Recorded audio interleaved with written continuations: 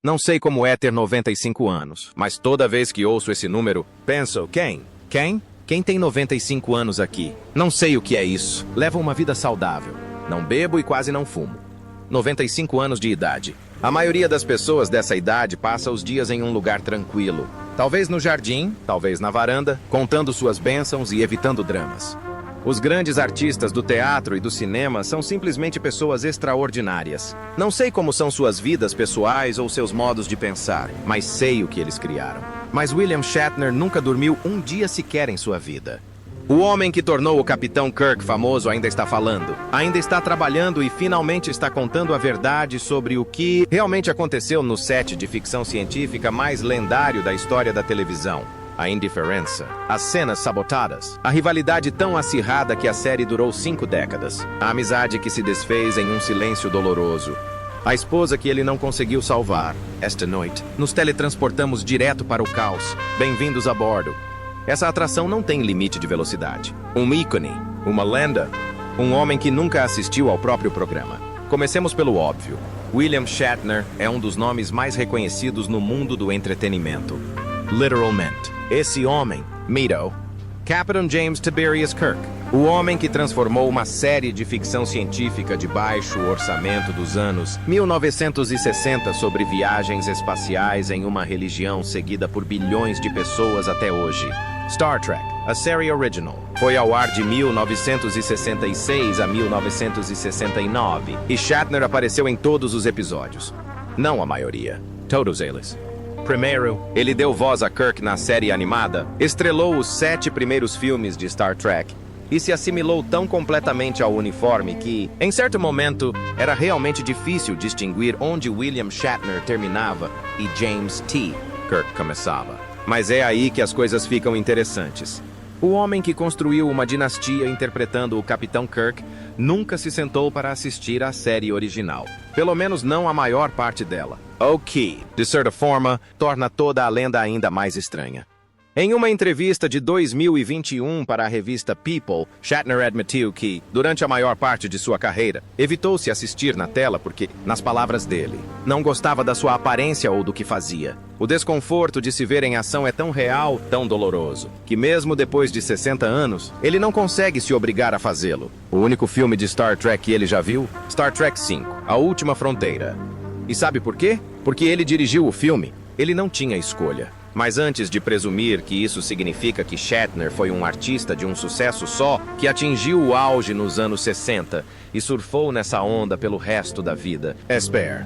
Porque seu currículo pós-Kirk é realmente impressionante. Ele interpretou um alienígena, sim, uma cabeça gigante, em The Third Sun Nest. Ele também apareceu em Miss Simpatia.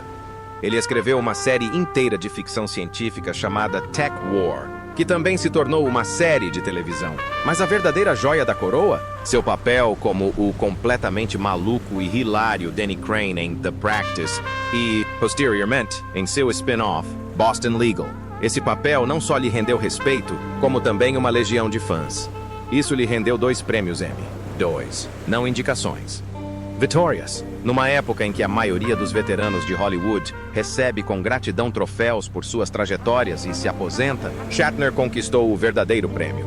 Portanto, Sam, seu legado é imenso. O talento é inegável. Mas essa é a questão com grandes legados. Eles projetam sombras enormes.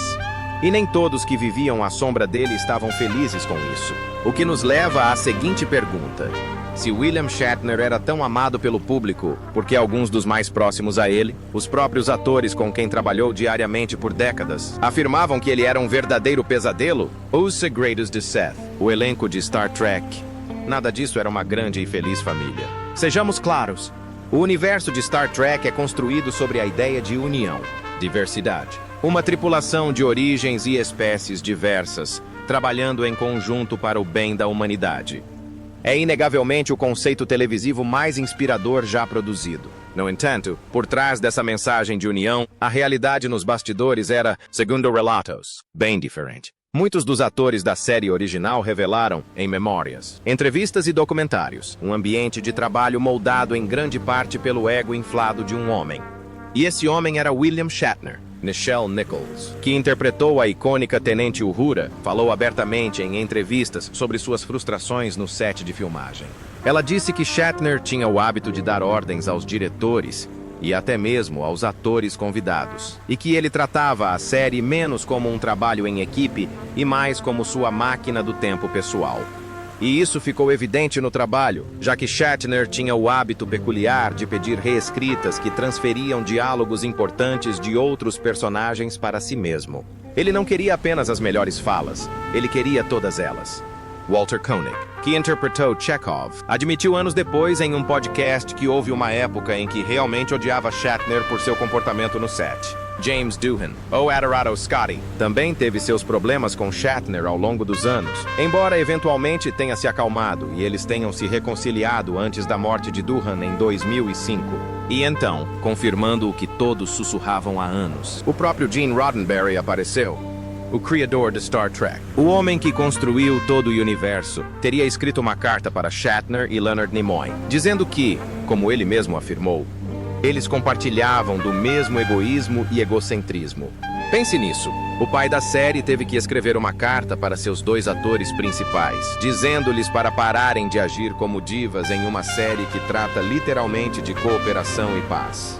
Em 1989, quando Shatner dirigiu Star Trek V, A Última Fronteira, as coisas tinham chegado ao fundo do poço. Ele cortou deliberadamente a cena em que o personagem de George Takei, Sulu, assume o comando da nave. Isso não foi por acaso. Não se tratava de orçamento. Takei encarou como pura sabotagem calculada uma manobra para manter a câmera exatamente onde Shatner queria. Nele. Doohan, Nichols, Koenig, todos acabaram saindo, mais ou menos. O tempo cura a maioria das feridas, mas havia um membro do elenco para quem o tempo não mudou absolutamente nada. Então, quem carregou essas feridas por mais tempo, levando a uma rixa pública de 5 décadas que ainda hoje estampa manchetes? A resposta, como era de se esperar, só pioraria as coisas. A rivalidade que se recusa a acabar. Shatner contra George Takei. George Takei, ou Hikaru Sulu, timoneiro da USS Enterprise, vem dizendo a todos que o ouvem desde a década de 1990 que William Shatner é, sem sombra de dúvida, uma das pessoas mais difíceis com quem já trabalhou. E Shatner? Ele passou o mesmo tempo insistindo que o ressentimento de Takei era desconcertante. Irrational e, como ele sugeriu certa vez com entusiasmo, provavelmente resultado de doença mental. Bem-vindos ao conflito mais dramático da história da ficção científica. Tamanho da população? 2 homens na casa dos 90, ainda em ação. Segundo Takei, tudo começou em um set de filmagem na década de 1960. Em seu livro de memórias de 1994, To the Stars, Takei escreveu que Shatner o ignorava rotineiramente entre as filmagens, não apenas em dias ruins, mas como um padrão de comportamento. Frieza. Desrespeito deliberado, o tipo de crueldade social mesquinha que os atores, cientes do poder que detêm, tendem a infligir àqueles que estão abaixo deles. Esse ressentimento vem se acumulando há décadas. Então chegou 1989 e uma cena deletada de Star Trek V a banhou com um acelerador de combustão. Mas o momento que realmente transformou tudo em um espetáculo da cultura pop, o momento que deu aos jornalistas de entretenimento tudo o que precisavam, aconteceu em 2008. Em 2008, George Takei se casou com seu parceiro de longa data, Brad Altman, em uma cerimônia alegre e amplamente divulgada. Foi um momento decisivo, não só pessoalmente, mas também historicamente. Takei convidou todo o elenco da série original de Star Trek. No entanto, ele afirma que os convites nunca chegaram a Shatner.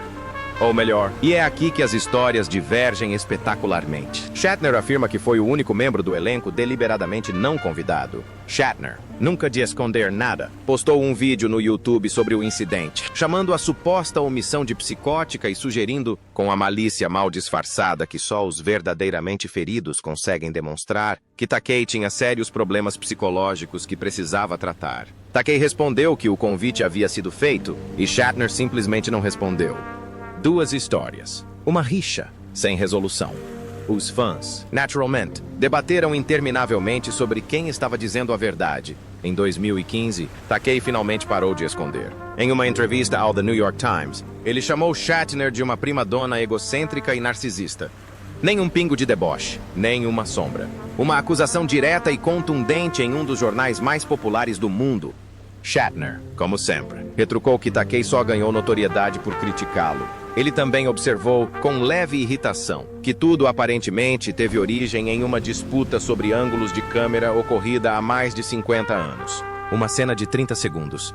Meio século de amargura, mesmo após o triunfante voo espacial de Shatner pela Blue Origin em 2021, um momento verdadeiramente histórico em que ele se tornou o ser humano mais velho da história. Takei não conseguiu se conter. Ele brincou publicamente que Shatner estava ousadamente indo aonde outros já tinham ido, chamando-o de cobaia. Shatner, por sua vez, pareceu mais divertido do que magoado. O conflito é real, a amargura é real. Mas a questão é que a rixa, da qual os tabloides falam muito menos, a mais silenciosa, mais pessoal e, no fim das contas, muito mais devastadora para Shatner, não envolveu Takei. Então, qual ator teve seu silêncio que mais magoou Shatner? E o que aconteceu naquelas últimas semanas antes que fosse tarde demais para consertar as coisas? Antes de Kirk, o garoto de Montreal que ascendeu à fama inesperadamente. Eis algo que as pessoas raramente consideram quando imaginam William Shatner. Ele não nasceu em Hollywood, Nova York ou mesmo nos Estados Unidos. Ele nasceu em 22 de março de 1931 em Notre-Dame-de-Grâce, Montreal, um bairro arborizado e predominantemente anglófono no coração da cidade de Quebec. Ele nasceu em uma família judia conservadora, filho de Anne e Joseph Shatner, e tinha duas irmãs, Joy e Farla. Seu pai trabalhava na indústria têxtil, um setor estável e respeitado, em torno do qual famílias imigrantes construíam seus sonhos canadenses. E sua família era, em muitos aspectos, um exemplo clássico de sucesso da imigração. Seu avô já havia tomado uma decisão crucial antes mesmo de William nascer. Ele mudou seu sobrenome para soar mais inglês, suavizando a estranheza de um sobrenome do leste europeu em um país que nem sempre acolhia a diversidade. Os avós de Shatner fugiram da Ucrânia e da Lituânia quando essas regiões foram divididas entre o Império Russo e a Áustria-Hungria, em busca de algo mais seguro e estável. O jovem William frequentou a escola primária Willow Street e depois o colégio West Hill, uma infância comum em todos os sentidos. Como a maioria das infâncias são comuns até que cheguem ao fim, ele acabou no Teatro Infantil de Montreal, descobriu que atuar era como respirar e decidiu seguir essa carreira, não em vez da educação, mas em paralelo a ela. Ele se matriculou na Universidade McGill e estudou economia, graduando-se em administração de empresas em 1952. Então sim, o Capitão Kirk tem um diploma em administração de empresas. Deixe isso te divertir por um momento. Antes de se formar, ele também trabalhou como monitor em um acampamento de verão da B'nai B'rith. Foi lá, nesse emprego de verão comum, que um dos detalhes mais tranquilos e belos de sua juventude veio à tona. Entre os participantes do acampamento estava um adolescente sobrevivente do Holocausto que não falava inglês. Shatner se propôs a ajudar o menino a aprender o idioma, dedicando-lhe tempo com paciência e gentileza, algo que seria difícil de conciliar com aqueles que mais tarde o acusaram de ser impossível de trabalhar. Essa empatia inicial persiste. Às vezes, ela fica soterrada sob décadas de ego, ambição e fama. Mas isso já acontecia. Sua grande oportunidade no teatro surgiu em 1956, no Festival Shakespeare de Stratford, em Ontário, onde foi substituto de Christopher Plummer em Henrique V. Eis o momento. Plummer havia desenvolvido pedras nos rins. Shatner teve 3 horas para anunciar sua participação. 3 horas. Para um papel principal em uma peça de Shakespeare. Ele foi além. Ele teve um ótimo desempenho. Ele não apenas sobreviveu. Aparentemente, ele brilhou tanto que o próprio Plummer, um dos maiores atores de teatro de sua geração, escreveu mais tarde que, ao assistir Shatner naquela noite, soube que o jovem se tornaria uma estrela. Shatner, por sua vez, recordou aquela noite de forma bem diferente. Ele a descreveu como aterrorizante, indescritível, e disse que jamais faria algo parecido novamente.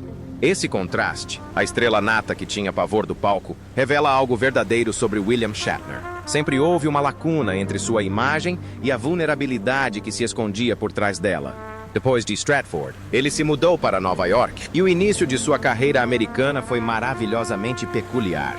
Seu primeiro papel fixo na televisão americana foi em Howdy Doody, onde interpretou o guarda florestal Bob, contracenando com fantoches e um palhaço. No filme Os Irmãos Karamazov, de 1958, ele interpretou Alexei, o irmão mais novo, ao lado de Yul Brynner. Ele também participou de um especial de Natal ao vivo, como um cobrador de impostos romano em Belém. Ele fez uma participação especial em Alfred Hitchcock Apresenta. Estava construindo algo, peça por peça, página por página. Então veio 1966, a Enterprise e o Capitão Kirk, e tudo mudou para sempre. Mas a fama, como Shatner descobriria da maneira mais devastadora possível, raramente é toda a história. Então, o que aconteceu quando as câmeras pararam de filmar e a vida lhe reservou surpresas para as quais nenhum roteiro poderia tê-lo preparado? Leonard, Noreen e a perda que te assombra. Leonard Nimoy e William Shatner. Spock e Kirk. Durante a maior parte de suas vidas adultas, os dois homens foram como irmãos complexos, competitivos, profundamente conectados, despertando o melhor e o pior um no outro. A tensão começou cedo.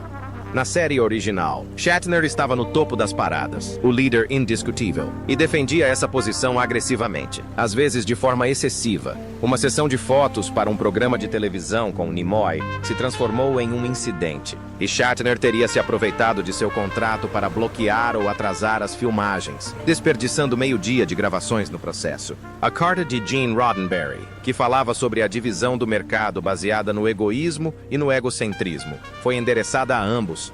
Quando Spock conquistou, indiscutivelmente, mais popularidade entre os fãs do que Kirk, Shatner ficou chocado. Ele nunca admitiu isso completamente, mas a prova está em seu comportamento, em suas falas roubadas, em seus ângulos de câmera e em sua constante necessidade de atenção. Quando você é verdadeiramente brilhante e genuinamente adorável, o momento em que alguém na sala recebe mais aplausos do que você pode quebrar algo dentro de você. Para Shatner, a crescente popularidade de Nimoy era uma brecha em sua armadura. Mas, com o tempo, a rivalidade fez algo extraordinário. Floresceu em verdadeiro amor. Durante as turnês de convenções nos anos seguintes, os dois homens pareciam genuinamente apreciar a colaboração. Havia cordialidade, história, décadas de loucura compartilhada. Nimoy acabou se rebelando contra o estúdio por causa da remuneração e dos créditos. Ele exigiu tratamento igualitário e o reconhecimento como co-apresentador, o que a emissora recusou. Mesmo assim, de forma improvável, a amizade perdurou até finalmente se desfazer. Em fevereiro de 2015, Leonard Nimoy faleceu em decorrência de doença pulmonar obstrutiva crônica. Ele tinha 83 anos, e Shatner não estava ao seu lado. Não porque não quisesse, mas porque algo havia se rompido entre eles nos últimos meses. Algo silencioso e terrível. Algo que Shatner descreveu mais tarde em uma entrevista ao Entertainment Tonight como uma dor visível. Nos últimos meses de sua vida, Nimoy parou de atender as ligações de Shatner, sem explicações, sem brigas, apenas silêncio. Shatner disse que lhe escreveu uma carta sincera e terna, declarando seu amor. Ele nunca recebeu uma resposta. Até hoje, afirma não saber o que fez de errado. Diz que o silêncio ainda o machuca, ainda o deixa devastado. Uma amizade que durou meio século terminou não com um estrondo, mas com uma chamada telefônica perdida e uma carta que chegou tarde demais. Se isso não bastasse para suportar a dor, algo aconteceu ainda mais cedo. Algo que deixou uma ferida tão profunda que Shatner finalmente teve que escrever uma canção para reabri-la. Em agosto de 1999, Noreen, a terceira esposa de Shatner, uma bela mulher que ele descrevia como sua alma gêmea, foi encontrada morta na piscina de sua casa. Ela tinha 40 anos. O choque inicial deixou os repórteres atônitos e, por um breve período, como sempre acontece nesses casos, a suspeita pairou sobre seu marido. Mas a autópsia revelou o contrário. Noreen havia bebido muito naquela noite e tomado comprimidos para dormir. Seu nível de álcool no sangue era 3 vezes superior ao limite legal. Os hematomas e fraturas no pescoço sugeriam que ela havia caído na piscina, batido a cabeça e perdido a consciência na água. Shatner sabia do alcoolismo dela mesmo antes do casamento. Ele era aberto sobre isso. Em suas memórias de 2008, Up Till Now, Shatner revelou que Leonard Nimoy, que conhecia Noreen, o alertou diretamente sobre o alcoolismo dela e a levou pessoalmente a reuniões dos alcoólicos anônimos, tentando ajudá-la. Shatner se casou com ela mesmo assim. Ele acreditava que o amor seria suficiente. Ele achava que poderia ser o único a mudar tudo para ela. Ela foi para a reabilitação 3 vezes. Ela não estava pronta para parar. Numa noite de agosto, ela se afogou. Shatner se envolveu com a Supporting Friendly House, uma organização que ajuda mulheres a se recuperarem do vício. Ele falou publicamente sobre sua dor e perda, uma experiência dolorosa para um homem de sua geração. Anos depois, em seu álbum de 2004, Has Been, ele gravou uma faixa falada chamada What Have You Done? Um relato direto e angustiante da noite em que a encontrou. Ele disse que não conseguiria gravá-la em uma única tomada. O verso mais impactante é: vejo que você passou por uma tragédia e ela nunca desaparece. Não é? Nunca desaparece.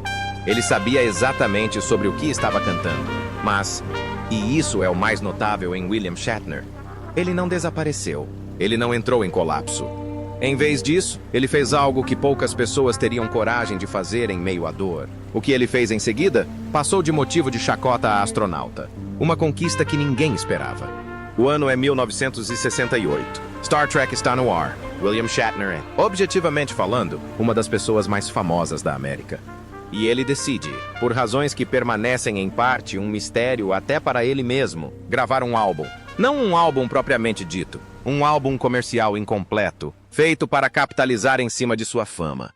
Não, ele está gravando The Transformed Man, uma coleção de interpretações faladas de músicas pop. Lucy in the Sky with Diamonds, Senhor Tamborim, naquele estilo peculiar de Shatner, de tirar o fôlego.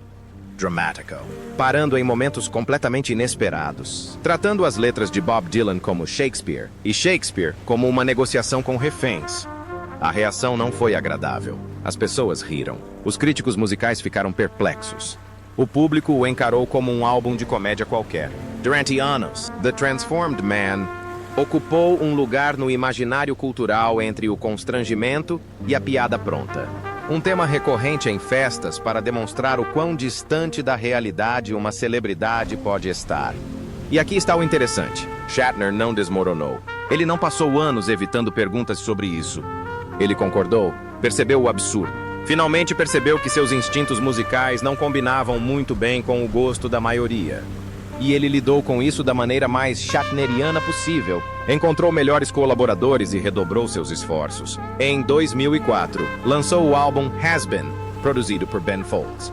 E desta vez, os críticos se convenceram. O álbum era afiado, introspectivo, emocionalmente honesto e genuinamente engraçado. Um confronto direto com tudo o que as pessoas pensavam sobre William Shatner, inclusive o próprio William Shatner.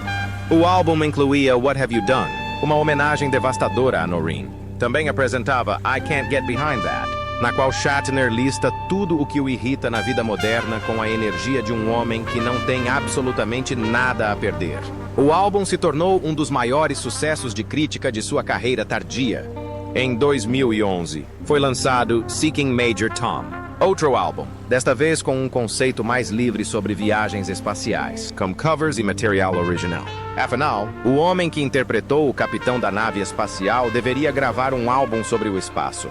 Claro, mas nada, absolutamente nada, preparou alguém para o que Shatner fez em outubro de 2021. Aos 90 anos, ele voou para o espaço. A Blue Origin, empresa espacial comercial de Jeff Bezos, lançou Shatner em seu novo foguete Shepard, criando um dos momentos mais emocionantes do ano. Shatner se tornou a pessoa mais velha a chegar ao espaço. Ao pousar e sair da cápsula, ele estava visivelmente emocionado, lutando contra as lágrimas e com dificuldade para encontrar as palavras. Ele descreveu o que chamou de efeito do olhar global, uma mudança profunda, quase espiritual, na percepção que os astronautas relatam quando contemplam a Terra da escuridão do espaço e percebem, no fundo de si mesmos, o quão frágeis, preciosos e solitários todos nós somos. Ele disse que estava no topo de uma montanha e não sabia o que sentia, mas era tristeza. George Takei, como era de se esperar, tinha algo a dizer sobre isso. Ele percebeu online que Shatner estava ousadamente indo aonde outros já tinham ido e o chamou de cobaia. Shatner, em meio à glória, mal se mexeu. E depois há os cavalos. Ah, esses cavalos! Shatner monta desde os 15 anos e sua paixão nunca diminuiu. Ele comprou um rancho de 145 hectares no Kentucky, chamado Bell Reef, onde criava cavalos e competia seriamente em rédeas, um esporte equestre no estilo western, mesmo depois dos 90 anos. em seu livro de 2017, Spirit of the Horse, ou Espírito do Cavalo. Ele escreveu sobre cavalos, descrevendo uma relação que lhe proporcionou conforto, estrutura e propósito por mais de 30 anos, quando se divorciou de sua quarta esposa, Elizabeth Anderson Martin, em 2020. Após 19 anos juntos, o rancho no Kentucky ficou para ela. Shatner, no entanto, manteve os direitos sobre o sêmen do cavalo. Cada coleta de sêmen de cada cavalo que ele criou, o legado genético de sua vida como cavaleiro, permaneceu com ele. Não o rancho, não os hectares, mas o sêmen. Se esse detalhe não lhe disser tudo o que você precisa saber sobre o quanto William Shatner prioriza as coisas que realmente ama, nada mais dirá. E por falar nesse homem de 95 anos, como ele está hoje? E ele demonstra algum sinal de estar perdendo o ritmo? Ele ainda está aqui, ainda falando, ainda é o Shatner de 95 anos. Vamos refletir sobre isso por um momento. Esse homem nasceu antes do início da Segunda Guerra Mundial.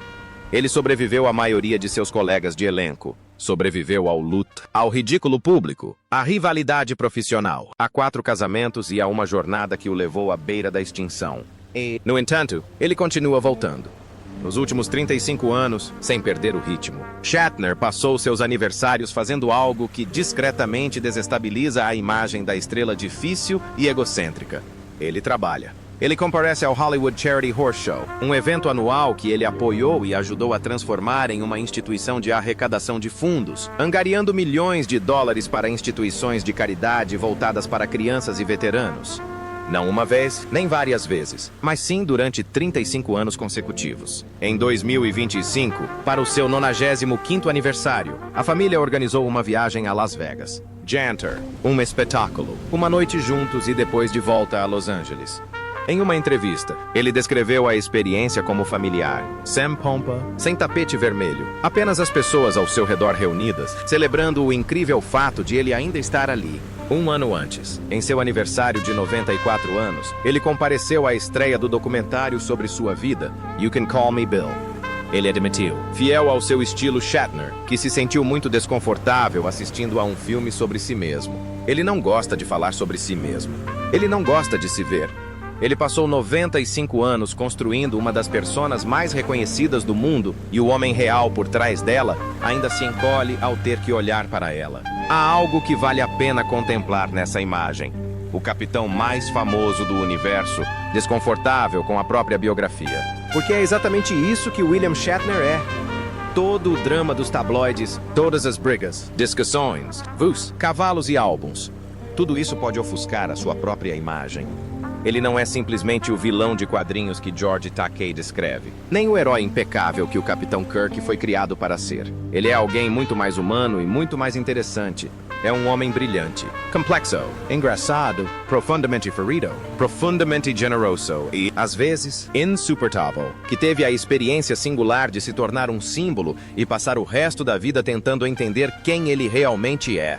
Ele perdeu a esposa que amava e não conseguiu salvar. Perdeu seu melhor amigo para um silêncio que não compreendia. Gravou um álbum que todos ridicularizaram e outro que todos elogiaram. Ele foi para o espaço aos 90 anos. Arrecadou milhões para instituições de caridade durante 35 anos consecutivos. Compôs uma música tão cheia de arrependimento que não conseguiu gravá-la em uma única tomada. Ele tinha colegas de elenco que o adoravam e outros que o odiavam até a morte. Ele nunca assistiu ao programa que o tornou famoso. Ele tem 95 anos. Ele ainda está aqui. E, conhecendo Shatner, ele ainda tem algo a dizer. E essa, senhoras e senhores, é a extraordinária, caótica, incrível e profundamente humana verdade sobre William Shatner. Capitão Kirk, viajante espacial vencedor do Emmy, marido enlutado, colega de elenco afastado, criador de cavalos e, inacreditavelmente, um homem ainda vivo aos 95 anos, ainda surpreendendo pessoas, ainda desafiando qualquer resumo. Se você se identificou com este vídeo, clique em gostei e inscreva-se, porque estamos apenas começando. Na próxima vez, vamos explorar outra lenda de Hollywood cujos segredos mal chegaram aos holofotes. E acredite, você não está preparado para o que está por vir. Compartilhe suas previsões nos comentários abaixo. Até o próximo episódio. Não vá a lugar nenhum.